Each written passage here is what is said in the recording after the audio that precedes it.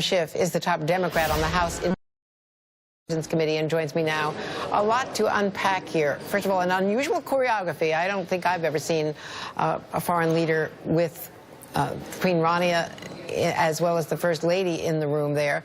They are going off, we understand, to a charter school, a girls' charter school. I think it is a public charter school here in D.C., the Excel Charter School, but we'll be checking on that. So they will be visiting an education facility with Betsy DeVos, the education secretary. But Congressman Schiff, what about the chemical attack and the evidence that was shown at the UN Security Council? So far, no criticism of Russia, which is a partner with the Assad regime. Well, that's exactly right. Russia is really the enabler of the Assad regime. Russia has been a participant in the bombing of civilians in places like Aleppo, and now they're helping to provide cover for the Assad regime, having once again gassed its own people. It's deplorable. I think the administration needs to speak frankly about this and acknowledge Russia's complicity. But more than that, Russia brokered this deal where Assad was supposed to give up his chemical weapons. Obviously, that didn't happen, certainly not completely. And we need to communicate to Russia that if Russia isn't going to get its client to stop gassing his own people, then we're going to have to. And I think we ought to look at recommendations General Petraeus and others have made about how we can take steps, if necessary, to ground Assad's air force, either ourselves or support others who can do that. But the world can't stand by where this dictator commits war crimes against his people in this way. Senator Chris Murphy was just on. I don't know if you heard that he suggested that Secretary Tillerson should postpone his trip to Moscow next week, that Vladimir Putin should not be rewarded with a high-profile visit from the Secretary of State. You could also argue that this is the very time when he should be confronting Putin, if that's what they plan to do. What do you think the Secretary of State should do now? Well, you know, first of all, I think the Secretary of State ought to retract the comments that he made that suggested somehow the Syrian people should be left to their own devices to decide Assad's fate, as if Russia is not there, Iran is not there, Hezbollah is not there. The Syrian people aren't making this decision. They're having Assad and his reign continue to be foisted on them by these external powers. So I think he ought to retract what he has said. I think the U.S., and I'm very much in agreement with John McCain on this, ought to maintain the policy that Assad has to go, because at the end of the day, this fighting isn't going to end as long as he's there. The bloodshed will, the gassing of the Syrian people will. So that's the kind of change, of course, I would like to see Mr. Tillerson take, but I'm not particularly encouraged by the comments I've heard from him. And what about the decision to go to Moscow?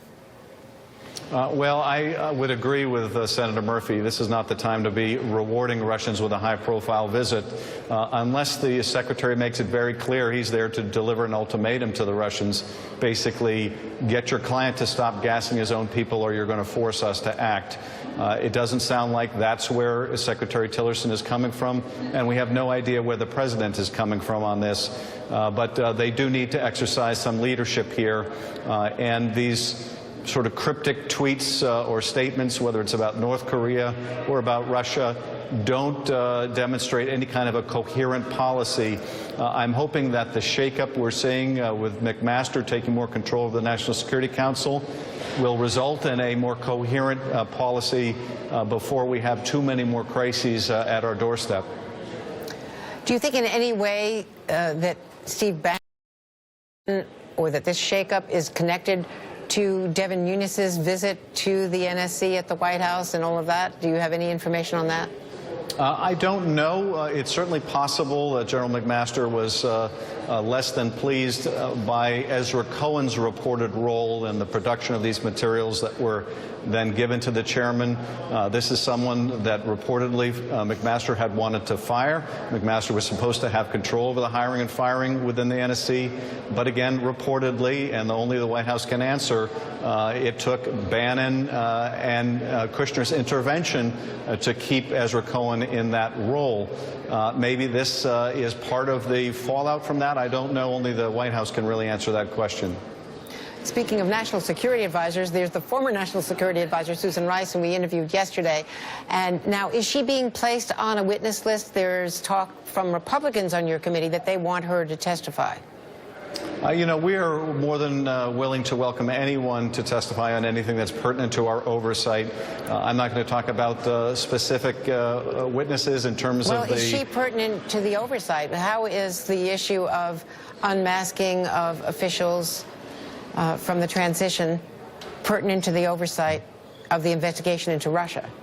Well, you know, it's not really pertinent to the Russia investigation, except where there were any incidences of incidental collection that bears on whether the Trump team colluded with the Russians. But I can't go into the content of any of those documents that I was shown at the White House, so I can't tell you whether any particular person would be relevant to that oversight. I can tell you that I remain convinced after seeing these materials, after listening to agency heads and other witnesses, there is still no truth, no proof, no evidence whatsoever to support the president's accusations against his predecessor. I do think that this is largely a White House effort to distract our attention and focus from that issue of collusion or coordination between the campaign, the Russian intervention in our election. There have been for quite some time, civil libertarian concerns about incidental collection. I think they're trying to exploit those concerns, and once again, just trying a personal attack on Susan Rice, which the Breitbart crowd always loves. It's a tried and true formula to go after Susan Rice, but we remain resolute with our focus on what matters most to the American people, and that's getting to the bottom of the Russian intervention in our election and whether they had the help of people on the Trump campaign. The Wall Street Journal is quoting Republicans with connections to the Republican members of your committee, saying that it was not Susan Rice who requested the unmasking of Mike Flynn during the transition. Now, I know you can't speak to that on the record, but or off the record for that matter, but from what you have seen, can you say whether or not you saw anything inappropriate in the requests that she made? You can't tell whether anything is appropriate or inappropriate from looking at documents that involve incidental collection, because, of course, you have to be able to ask the agencies whether any of the names were requested to be unmasked, what the criteria was in deciding whether any of them should be unmasked. That's not information you can glean from reading any documents. But vis-a-vis Michael Flynn, I will say this. The person that is in the best position to talk about the events that led up to his firing is Sally Yates. She is more than willing to testify. We have asked her to testify. The White House says, at least publicly, they want her to testify. There is a letter sitting on the desk of my chairman that I have signed requesting that hearing to be rescheduled, and we are waiting for a response. That will give the public the best insights in just what led to Michael Flynn's firing. So the White House is not asserting executive privilege? Well, according to Sean Spicer, they are more than happy to have Susan Rice testify. So in this instance, let's take Sean Spicer at his word and put that to the test. Sean Spicer has said that he would like Sally Yates to testify. So let's hold Sean Spicer to his word. Let's bring her in and allow her to tell the American people just what led to Michael Flynn's firing and what she may know about any conversation he had with the Russian ambassador on the subject of relief from Obama sanctions on Russia over its intervention to help Donald Trump. So what's the holdup? Well, just one signature at this point. We want Sally Yates to come back in.